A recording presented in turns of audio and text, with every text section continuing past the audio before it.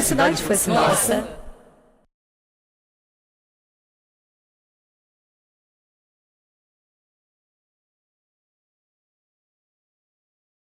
Queria chamar aqui, convidar a fazer a fala para o lançamento, no ato de lançamento do movimento Se a Cidade Fosse Nossa, Raquel Rolim. 20 minutos, aviso quando fortalecido.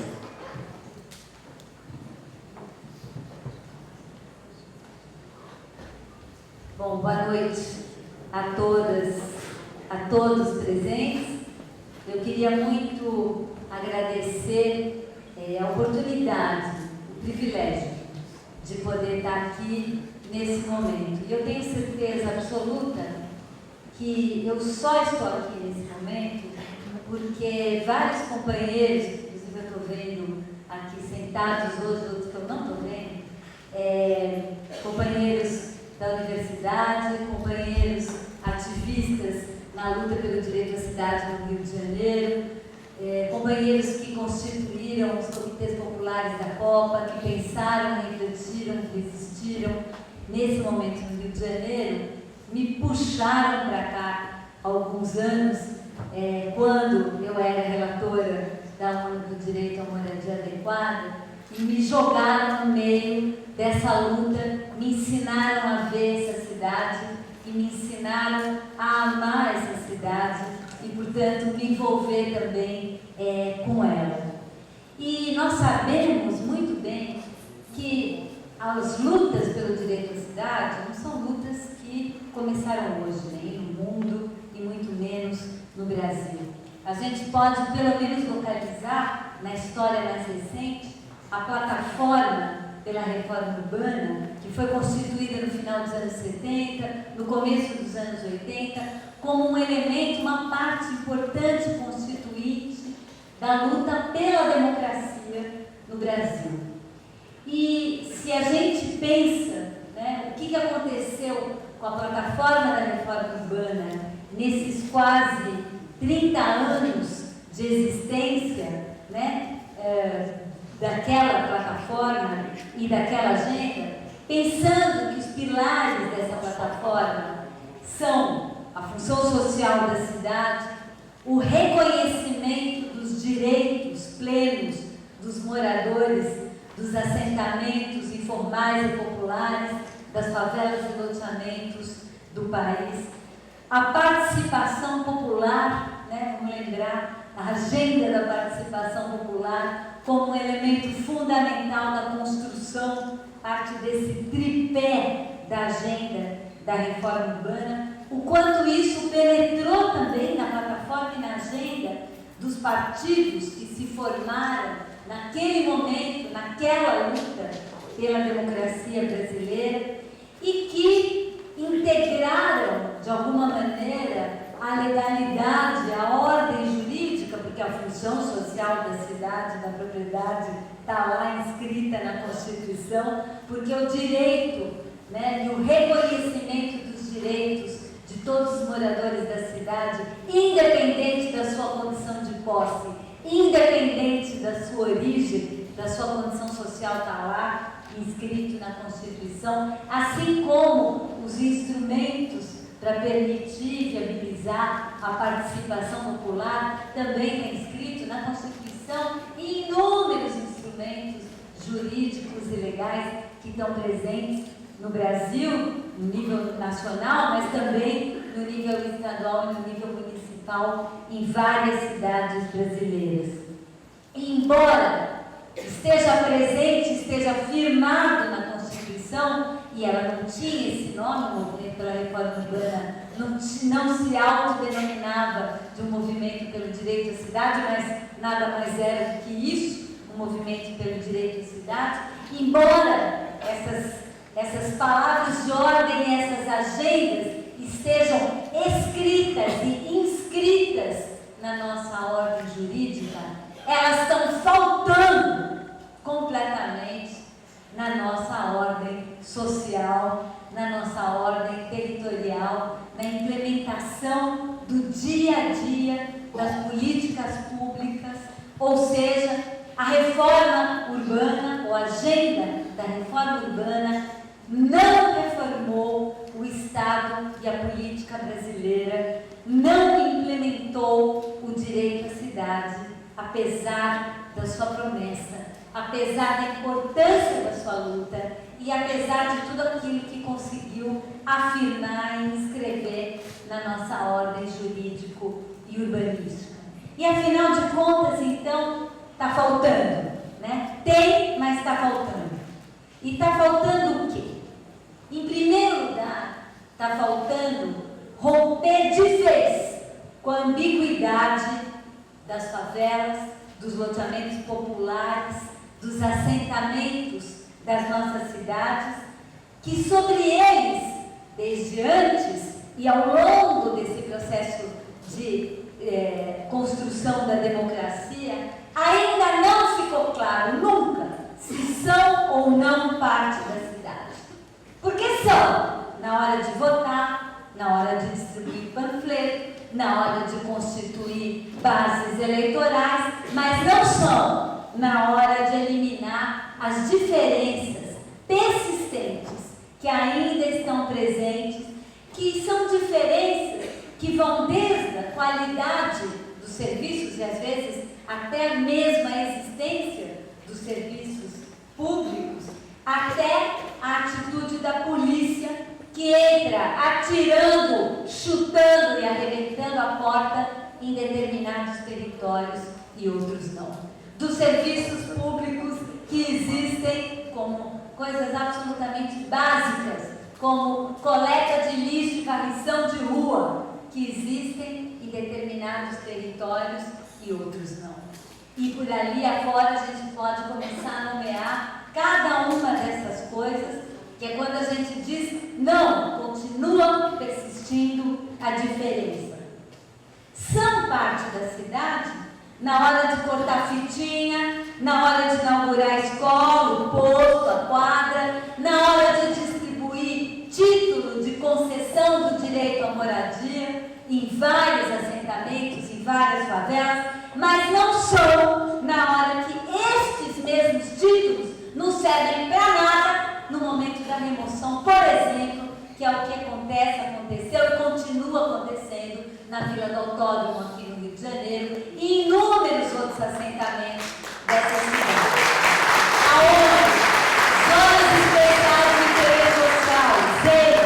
importantíssimo instrumento na luta pela inclusão das favelas e dos assentamentos no planejamento urbano, aonde concessão do direito real de uso, né, são pedaços de papel pintado que têm que ser disputados, muitas vezes, inclusive, resistindo à violência das remoções e das negações de direito. E por que essa dualidade, essa ambiguidade? Porque a ambiguidade é muito pior do que a negação, porque pelo menos a negação você sabe que é negado e você luta contra ela, mas a ambiguidade que negocia aqui, inclui aqui, mais ou menos, e nega lá adiante, e cada dia vai mudando, ela é muito mais perversa.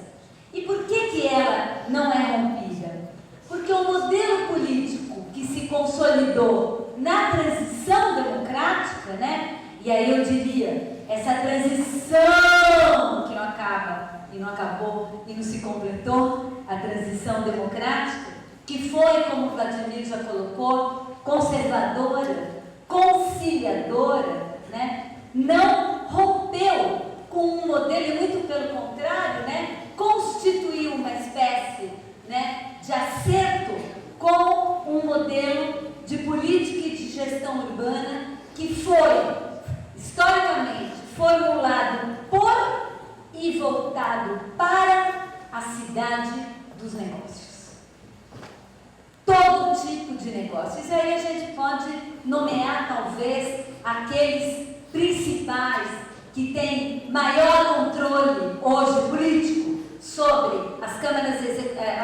municipais, os executivos e em todos os níveis, os parlamentos em todos os níveis, mas que estão diretamente relacionados à questão urbana. Os concessionários de serviços, as empreiteiras,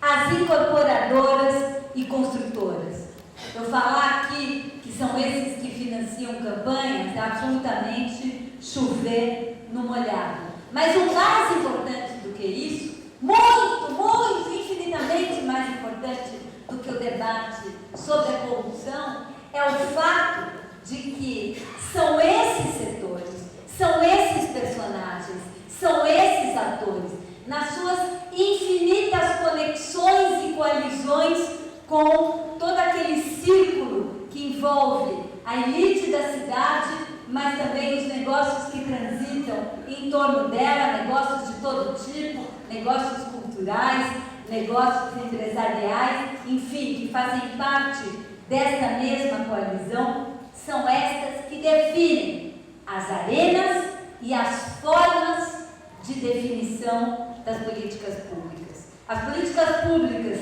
não são definidas nos conselhos, embora eles existam, tem, mas está faltando. Não são nestes conselhos que elas são definidas, mas elas são definidas em locos aonde estão presentes estes atores que representam, que são mais do que representam, são a cidade dos negócios, e é para eles que vai ser dirigida a política. É significativo, só para lembrar um pequeno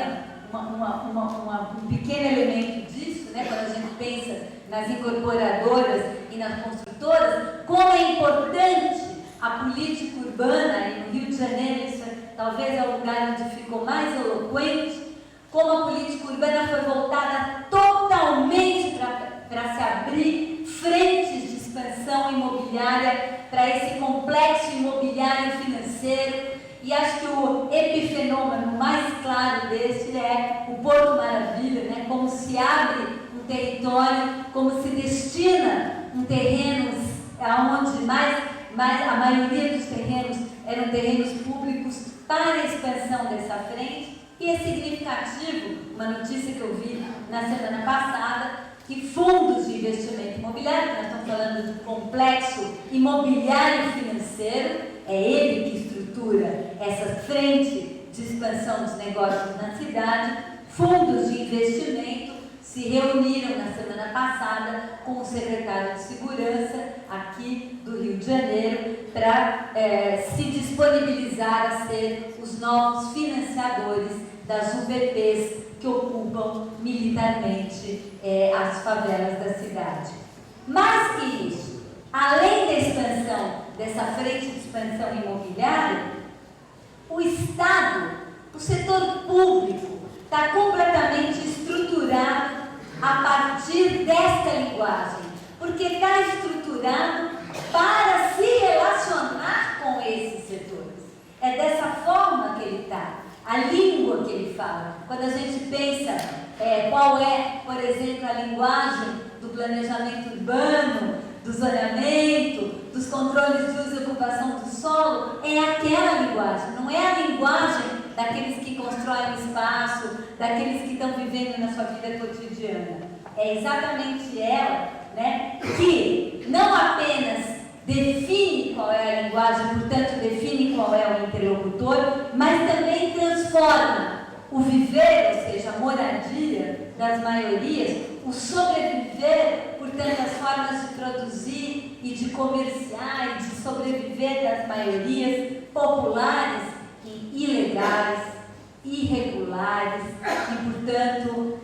sujeitas, né, à repressão e sujeitas a essa situação de ambiguidade. É claro que a precariedade das nossas cidades não depende apenas disso. Tem também uma questão super importante, pensando o que nos impede de ter uma cidade melhor para todos, includente, gostosa para viver, aonde o valor fundamental seja a vida, a qualidade da vida e não o valor econômico. É claro que a temporalidade eleitoral, tudo que se faz na cidade tem que aparecer em 4 anos, senão não se faz, porque tem que aparecer no tempo de uma eleição, impede que questões estruturais da cidade, como, por exemplo, despoluir a Baía de Guanabara, que jamais se fará em 4 anos e, portanto, não se faz. Implementar um sistema de transporte público de qualidade que cubra o conjunto da cidade, tampouco se fará em 4 anos e, portanto, não se faz. Nenhum projeto estruturador de desenvolvimento urbano se faz no tempo das eleições e, por isso, eles não são feitos. E poderíamos ainda dizer mais bloqueios que não vai dar tempo de desenvolver aqui, o fato de que o financiamento do desenvolvimento urbano é completamente setorializado. Por exemplo, na área de moradia, nós não temos uma política habitacional nem recursos de financiamento. Nós temos só uma máquina de produção de casas. E quem não quiser fazer produção de casas não tem acesso a recursos para poder intervir na área da moradia. E muitas outras questões, como o próprio modelo federativo, que ignora solenemente que nós vivemos não em um município, mas numa metrópole com vários municípios e os instrumentos de gestão que a gente tem não cobrem isso. Acho que daria para falar ainda outras questões que representam hoje esse bloqueio. Mas acho que a questão fundamental, e aí concordo com o Vladimir, é, na verdade, superar uma cultura política que organiza esse pensamento e essa prática, que é uma cultura política onde a ideia principal é que o povo não sabe nada, não conhece nada e, portanto, não tem a menor capacidade de definir o seu próprio destino. Me parece que isso é uma questão fundamental. Por isso é que, se a gente pensar que esse movimento que está hoje sendo lançado aqui nessa cidade do Rio de Janeiro, se a cidade fosse minha, evidentemente é a construção de uma utopia de cidade, mas não é a construção de uma utopia de cidade ideal, tecnocrática, imaginada por poucos, mas a ideia de uma autoprodução da cidade, de um autopensamento sobre a cidade. Se no Rio de Janeiro, que é a cidade mais linda do mundo, se essa cidade for nossa, o Brasil vai ser nosso. E se o Brasil for nosso, o mundo vai ser nosso. Obrigada.